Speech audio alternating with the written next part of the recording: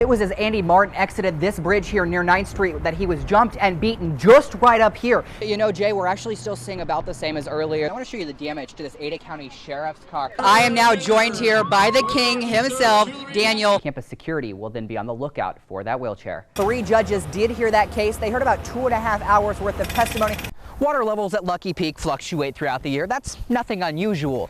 But this boat ramp that I'm standing on that's normally completely underwater is now completely exposed. You can still see police are here on the scene at East 46th and Adams. You would think a brutal attack that happened right here on the Boise Greenbelt would happen in the dark. That wasn't the case. In fact, this one happened in broad daylight. Roland and Michelle, depending on the day, Teresa Brown may rely on a cane, walker, or a wheelchair. During the September 20th home game at Boise State, Brown was using a wheelchair. After it was stolen, she was left stranded at the stadium. For years, when the boys in blue take the field, there's always one loyal fan in the stands. Last night, the sports guy was doing news, and I'm like, what the hell? Teresa Brown shows up no matter what to support her home team, and she isn't letting some heartless criminal change that. During the September 20th game, Brown had put her wheelchair just out of sight while she cheered on the Broncos. When she got up to leave, it was gone. I thought maybe some students who were having a good time had gone for a joyride and hoped they would just bring it back, but no. She suffers from MS. The disease affects her central nervous system and makes it harder for her to get around. I can't go anywhere where you have to walk very far. The grocery store, the mall, restaurants. I have to have help. With her wheelchair gone, Brown couldn't get out of the stadium, so campus security stepped in and helped out. Campus security brought me a loaner, and so the upside was I was thinking, ooh, maybe a football player uses this. The cost of a wheelchair pushes $800, so affording a new one is hard. Brown's husband dipped into the last of his savings to buy a new one. It doesn't have all the features her old one had, but it's working for now as Brown holds out hope she'll get her old one back.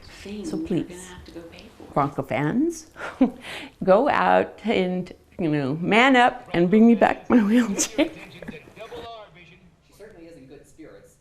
Did file a police report with Boise police. There are no suspects. Teresa is asking those who took the wheelchair to anonymously drop it off at the game tomorrow night.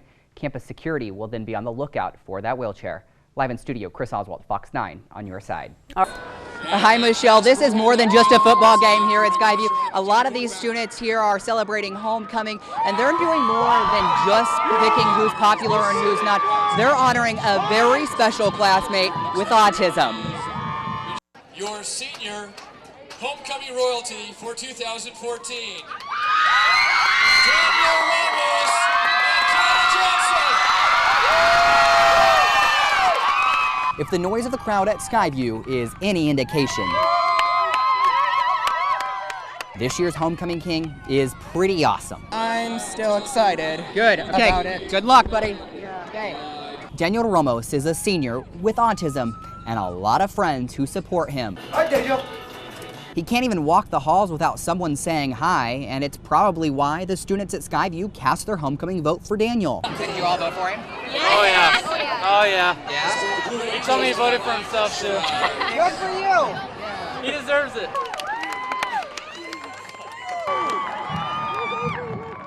All right, guys, I am now joined here by the king himself, Daniel. Daniel, how exciting is this for you? Exciting this for me that I won a homecoming king, and I'm so happy to be a homecoming king now. I'm like in charge of homecoming. So you're in charge of homecoming, but who is your homecoming queen? She's pretty special to you. Yeah, her homecoming queen is Kayla Johnson. Yeah, and she's pretty cool, and everybody loves her.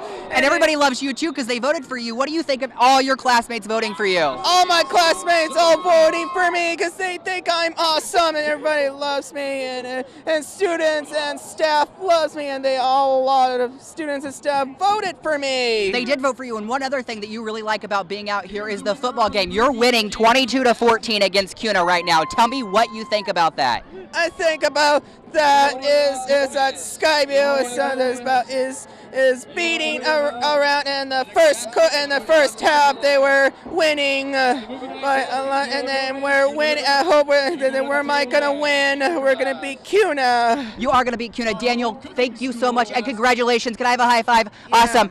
Roland and Michelle, I've interviewed a lot of people. This is one of the coolest people, and I'm really excited to say that I got to meet him tonight. This crowd here has been celebrating Daniel all night. It is a great celebration out here and one of the best stories that I could have covered. Yeah, he's a cool kid. Wonderful, and yes, he now gets to rule over homecoming. So He's the He gets to king. rule homecoming. Skyview like just has it. to win. We'll check back in with.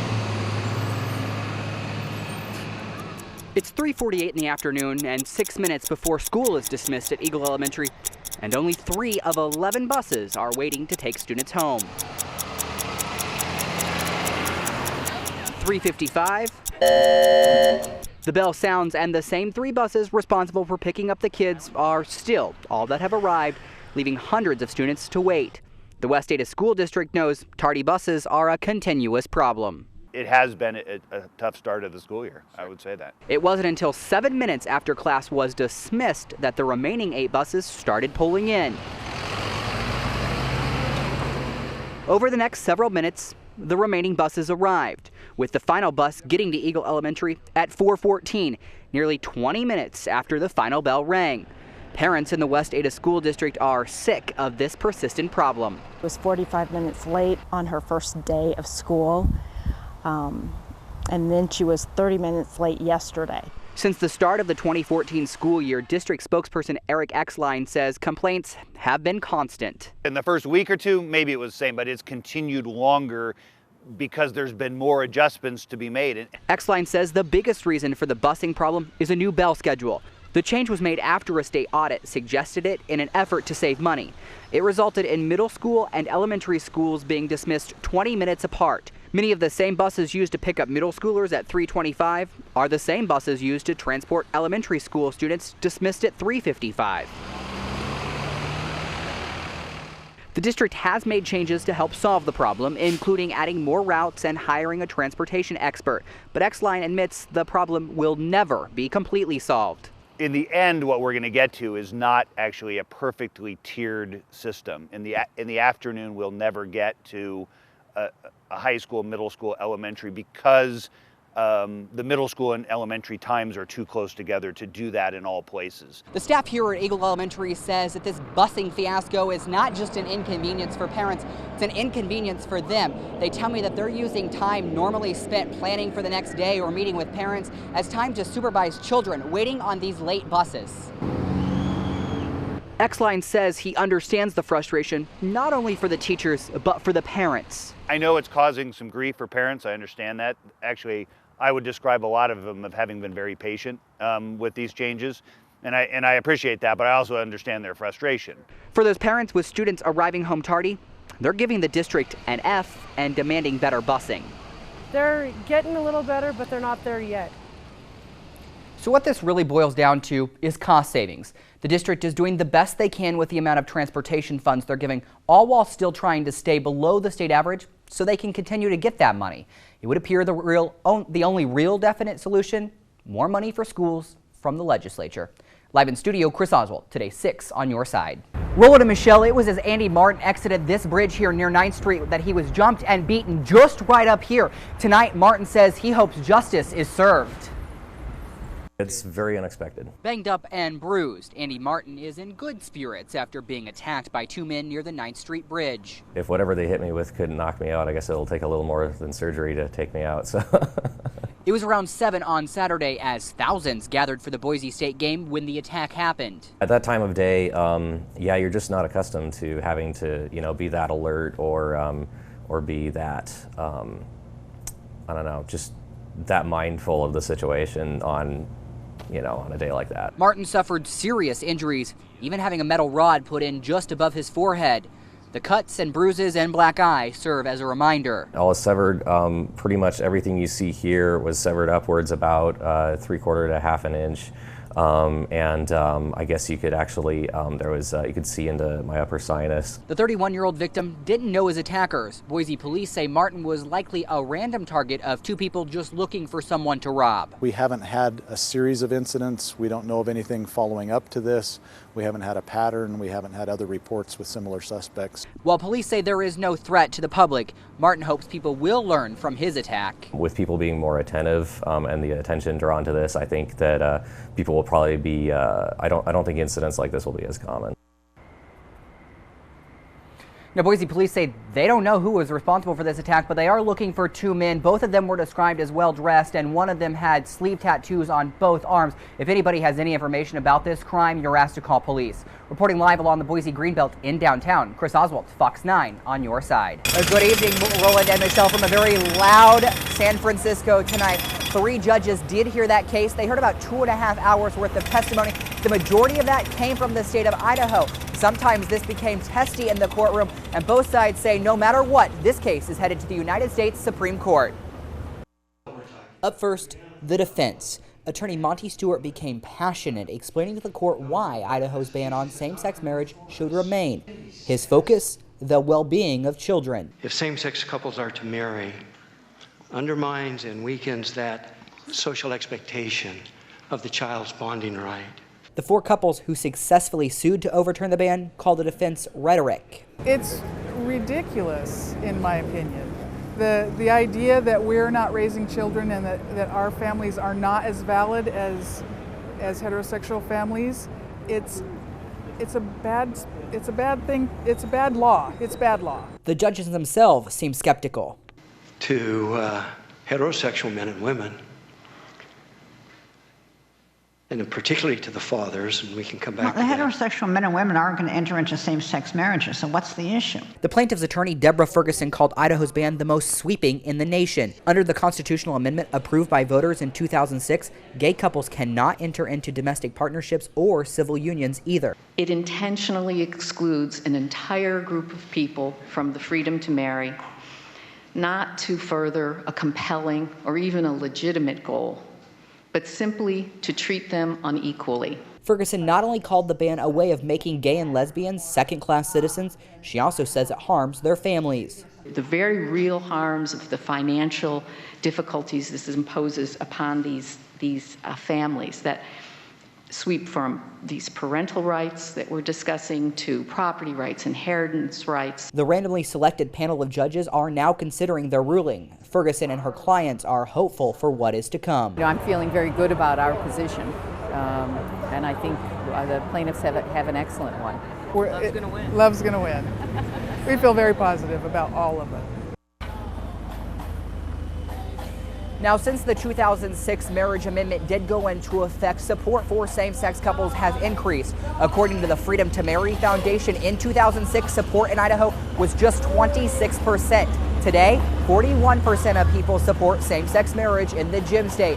Now, we don't know how long it's going to take for these 3 judges to issue their ruling, but we expect that it'll be sometime relatively soon. Roland and Michelle.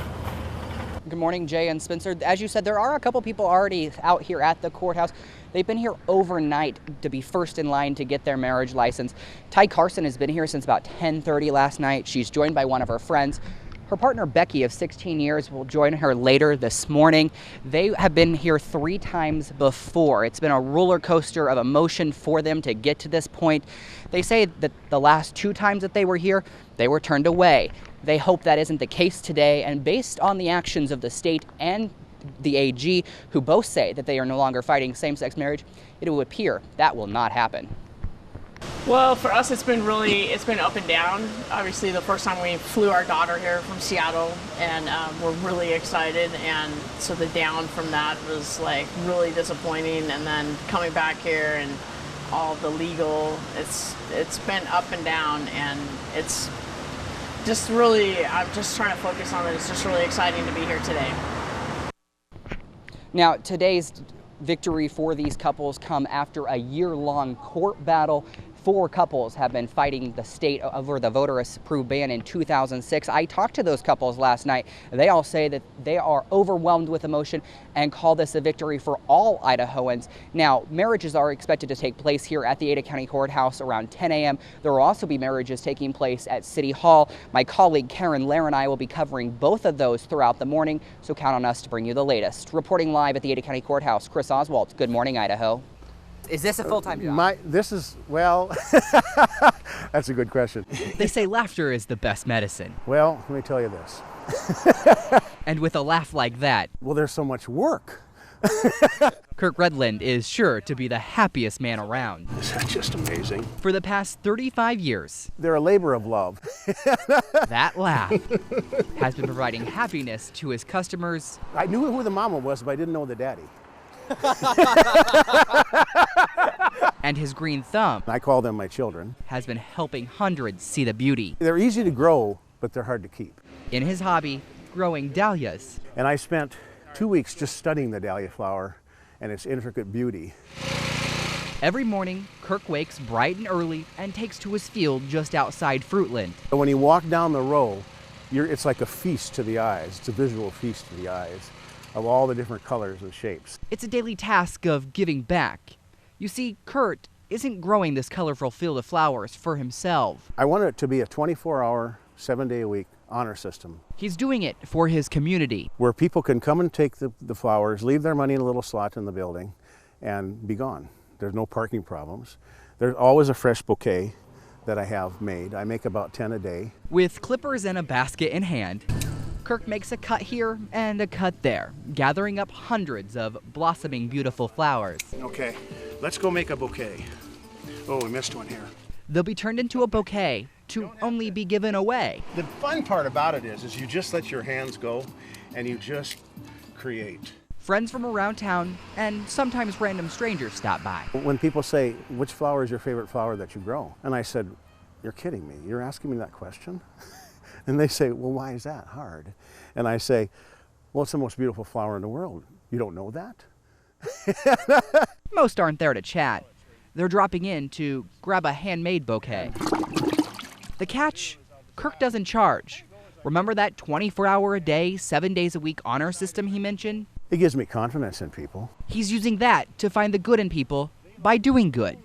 Kirk says it doesn't matter how much money a person leaves or if they leave anything. And I've had people leave $1, and I say, okay, the next person might leave more. So it all works out. It's a give and take. It's a pay forward.